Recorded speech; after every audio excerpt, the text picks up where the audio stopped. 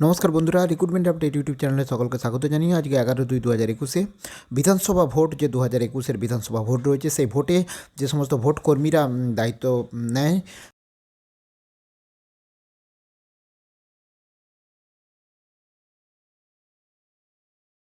দাবিতে তারা কিন্তু বিক্ষোভ দেখাচ্ছে।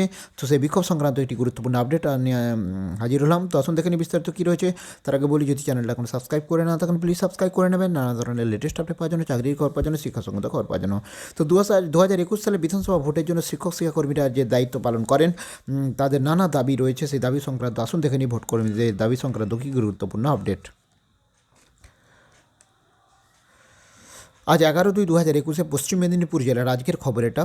জেলা শাসকের দপ্তরের সামনে শিক্ষক, শিক্ষাকর্মী, শিক্ষানুরাগী ঐক্যমঞ্চের পক্ষ থেকে বিধানসভা নির্বাচনে প্রতিটি বুথে কেন্দ্রীয় বাহিনী সহ সুনিশ্চিত নিরাপত্তার দাবিতে বিক্ষোভ প্রদর্শন করা হয়। বিক্ষোভের পর এক প্রতিনিধি দল জেলা শাসকের দপ্তরে এডিএম শিক্ষা প্রতিমা দাসের নিকট ডেপুটেশন দেয়। এডিএম প্রতিমা দাস জানিয়েছেন যে আজকের ডেপুটেশনের কপি তিনি সিইও দপ্তরে পাঠিয়ে দেবেন এবং প্রতিনিধি দলে ছিলেন রাজ্য সম্পাদক কিঙ্ক অধিকারী, প্রভাত সৎপতি, অনিন্দ্য সুন্দর পাল এবং বিশ্বজিৎ ভূঁইয়া প্রমুখ। শিক্ষক, শিক্ষাকর্মী, শিক্ষানুরাগী ঐক্যমঞ্চের পশ্চিম মেদিনীপুর জেলার পক্ষে অনিন্দ্য সুন্দর পাল, প্রভাত সৎপতি ও প্রদীপ প্রতাপ পাণ্ডা বলেন, এখনও বিধানসভা নির্বাচনের দিনক্ষণ ঘোষিত হয়নি। তার আগেই আমরা আমাদের জেলা শাসকদের দপ্তরে ভোটকর্মী হিসেবে আমাদের দাবিগুলো জানিয়ে গেলাম এবং নির্বাচনের পূর্বে আমরা যদি যথাযথ প্রতিশ্রুতি না পাই কিংবা নিরাপত্তার প্রশ্নে যদি অবহেলা দেখা যায়, তাহলে আমরা বিগত দিনের মতো জেলা জুড়ে আন্দোলন গড়ে তুলব এবং প্রয়োজনে ভোটকর্মী হিসেবে নিজেদের দায়িত্ব বয়কট করার ডাক দেব। আশা করি আমাদের দাবিগুলি নির্বাচন কমিশন গুরুত্ব দিয়ে বিবেচনা করে কার্যকরী ভূমিকা গ্রহণ করবেন।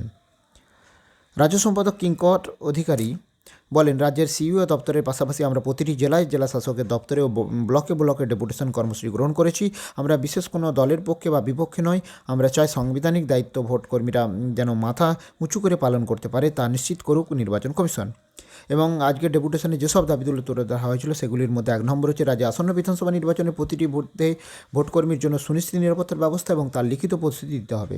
2 নম্বর, প্রতিটি বুথে প্রিজাইডিং অফিসারের সহিত 6 জন কেন্দ্রীয় নিরাপত্তা বাহিনী বা সেন্ট্রাল ফোর্স দিয়ে ভোটার এবং ভোটকর্মীদের নিরাপত্তা সুনিশ্চিত করতে হবে। 3 নম্বর, স্পর্শকাতর বুথগুলোতে দ্বিগুণ হারে এই নিরাপত্তা বাহিনী ব্যবস্থা করতে হবে। 3 নম্বর, রিলিভারের জন্য প্রতিটি বুথে একজন করে অতিরিক্ত ভোটকর্মী দিতে হবে।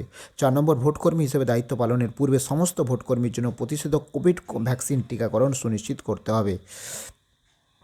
5 নম্বর, ডিউটি থাকা অবস্থায় হিংসাত্মক কোনো ঘটনায় ভোটকর্মীর মৃত্যু হলে তার পরিবারকে 50 লক্ষ টাকা আর সাধারণ মৃত্যুর ক্ষেত্রে 30 লক্ষ টাকা ক্ষতিপূরণ হিসেবে দিতে হবে এবং পরিবারের একজনকে চাকরি দিতে হবে। 6 নম্বর, হতাহতের জন্য আগে থেকে প্রতিটি ভোটকর্মীর জন্য বিমার ব্যবস্থা রাখতে হবে। 7 নম্বর, ভোট গ্রহণের শেষে ভোট বাক্স জমা দেওয়ার পর রিলিজ অর্ডার দিয়ে দিলেই নির্বাচন কমিশনের সমস্ত দায়িত্ব শেষ হয়ে যায় না।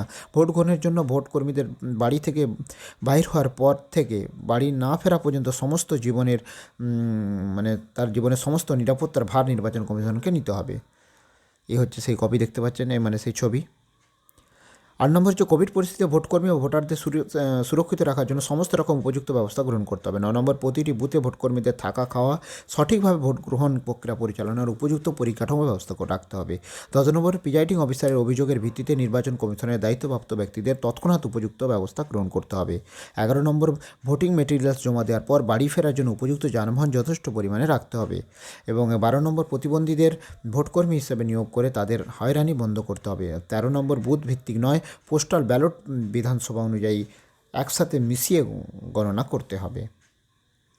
তাহলে দেখলেন যে 2021 সালের বিধানসভা ভোটের জন্য যে ভোটকর্মীদের যে নিরাপত্তা সহ যে একাধিক দাবি, সেই দাবি নিয়ে তারা কিন্তু এই শিক্ষক, শিক্ষাকর্মী ও শিক্ষানুরাগী মঞ্চ তারা কিন্তু বিভিন্ন জায়গায় ডেপুটেশন দিচ্ছে বা বিক্ষোভ প্রদর্শন করছে। তো যাই হোক, এই আপডেটটা আপনার সাথে শেয়ার করলাম। ভিডিও ভালো লাগলে সে লাইক দেবেন, কমেন্ট